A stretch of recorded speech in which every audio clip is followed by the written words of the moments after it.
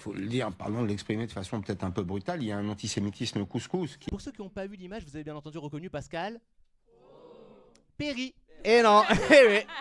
Ah, en France, à la télévision, il y a plusieurs Pascal racistes. Hein, vraiment, c'est comme les Gérard accusés d'agression sexuelle. T'as un panel, tu peux choisir ton préféré. Vraiment, t'es tranquille, t'es bien. J'avoue, moi, le truc qui m'a le plus chiffonné dans sa phrase, c'est le choix des mots. Hein. C'est-à-dire que le gars, il avait le mot antisémitisme. Un mot fort, un mot lourd, un mot chargé d'histoire. Il s'est dit, ça fait pas assez peur. Ce bâtard, il a rajouté couscous. Il a pas dit djihadiste, barbu, j'aurais pris barbu, tu vois, alors couscous, on n'a plus rien à foutre. Il s'est dit ça suffit à faire peur aux gens. Il me dit il aurait pu prendre un mot un peu plus à la mode. Il aurait pu dire par exemple un antisémitisme frériste. Ça c'est un peu le nouveau mot à la mode, j'ai vu qu'il est pas mal en tendance chez l'influenceuse identitaire Caroline Forest.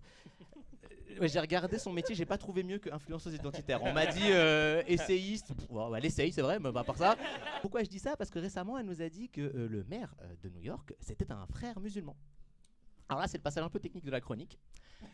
Là, attendez. Les frères musulmans, c'est des musulmans. Jusque-là, on est ensemble, pas de souci. Et les musulmans, il y a plusieurs catégories. Vous avez les musulmans sunnites. Et là, déjà, il y en a plein. Tout un panel, hein, vraiment, c'est comme les Pascal à la télévision qui sont racistes. Vraiment, tu peux choisir ton équipe. Puis il y a une autre équipe, c'est les chiites. Et les chiites, je ne vais pas rentrer dans les détails techniques, mais en gros, c'est des gens, dès le début de l'islam, ils ont dit on n'est pas avec eux.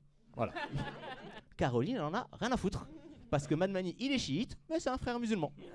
Elle a dit plus précisément, en gros, il y a des gens qui sont des frères musulmans, qui sont proches de lui, voire qui le soutiennent. Par exemple, elle a donné l'exemple d'une activiste frériste, Linda Sarsour, parce que oui, c'est une femme. J'aurais dit sœuriste au moins, mais non, ça fait pas assez peur, donc voilà. Et alors, elle est membre des socialistes démocrates d'Amérique. Elle a participé à la campagne de Bernie Sanders. Et elle a été nommée championne du changement en 2012 par l'administration Obama. Et pardon, mais Obama, il est beaucoup de choses. Hein. Mais frères musulmans? Non, non, non, non, souvenez-vous. I can't trust Obama. He's an Arab.